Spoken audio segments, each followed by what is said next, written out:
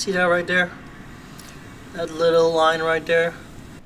I really didn't believe I had to vlog this. I wanted to start on it, work on it, just get it done and get it over with. But it's turned out to be a huge pain in the butt. Get into this hose, that little 3-inch hose. I'll have the part number description, but here if you want to see it. Alright, I have no idea where it is. Oh, here it is. This little hose. This little stinking hose that, as you see in the beginning, is right here, stuck all the way down here. Already moved this out of the way, the intake strut bar. I kept moving stuff out of the way, and I still can't get space to work on it. I still got a couple more things to move out of the way, but it's so tight. It's such a pain in the butt. I want to go ahead and do a tutorial to show you guys what else to move out of the way, get out of the way, to get in there, to be able to remove that hose. Because the hose isn't the entire problem. The problem is these factory clamps. These clamps are so hard, so tight. They hold on with like a 50 billion gigatons of clamping force. It's just super hard to get these out.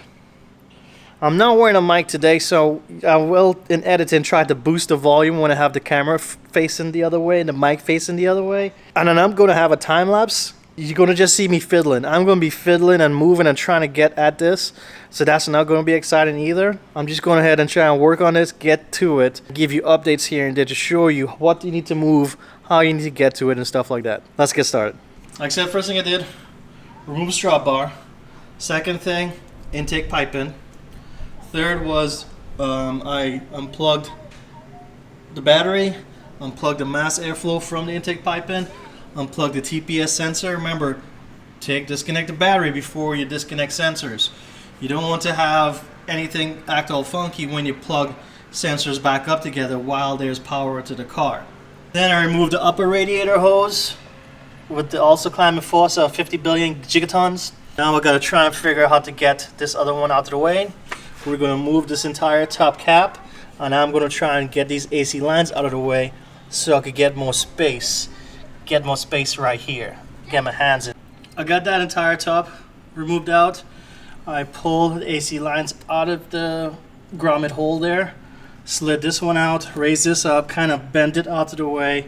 Got it strapped up over there so I can get my hand into here. Let's see if this is easy now. Update. We got the clamp pushed off. What ended up having to do, the clamps are so tight, I used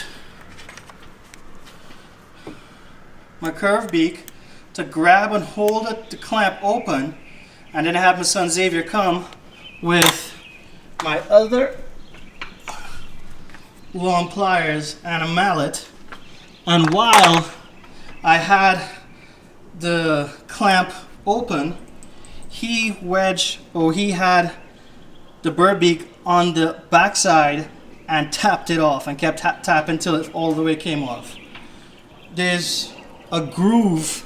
You can look in the hose. Let me take the hose off.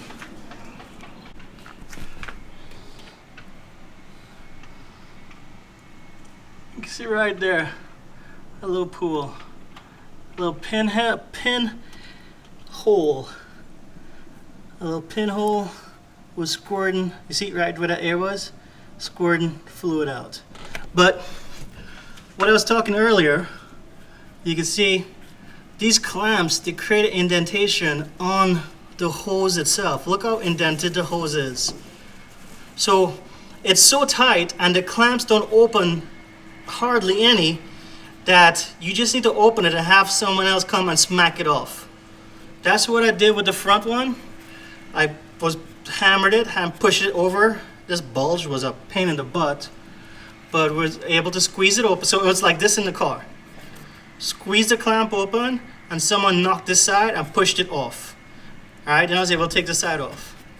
This side here, we squeezed the clamp. Somebody was knocking on this side and knocked the clamp off.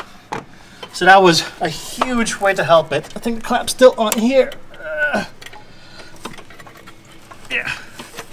So here's the clamp. So you can see how it kind of got bent up and stuff from getting knocked off. These clamps really clamp good all around the entire diameter. Circumference, I guess. I am going to get worm gears to put back that piece. I just gotta go to the auto store and get worm gears. Let's see if you can see down inside there now. See those two silver lines barely in focus? So that's those two lines is what I need to connect. And that's what this little hose that had the pinhole. That's the old one. There's the new one. I believe the longer side goes to the back. But now I need to go get me some worm gears. Some worm clamps.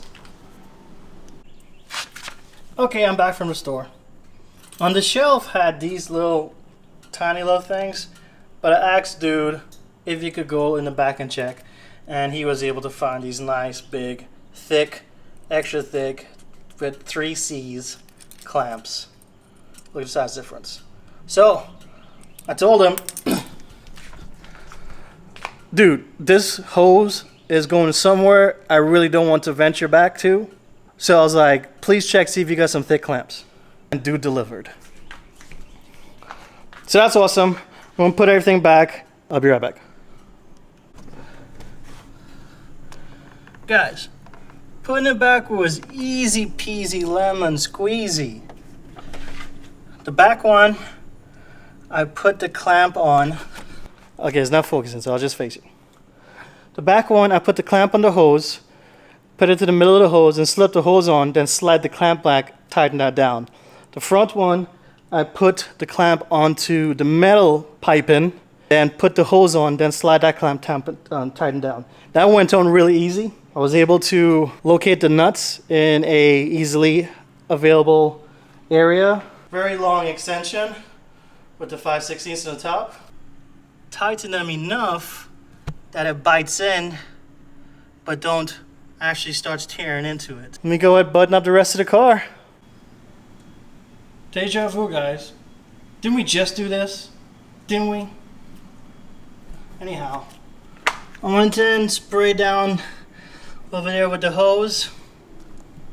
Got my minimal gap between the intakes and the crossbar. Let's go ahead and see how much water we lost.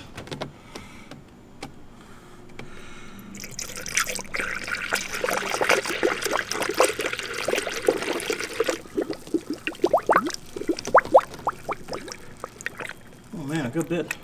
I'm thirsty.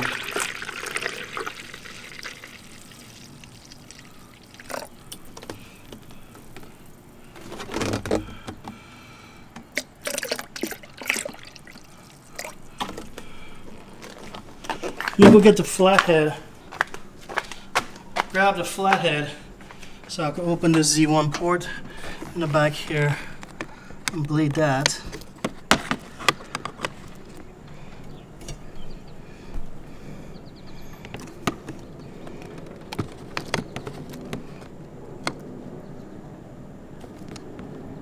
Okay, let's close this leak in. Close it back. And let's just spray it with a hose a little bit so it doesn't stink. Everything should be buttoned up. Let me go start the car. Check the leak.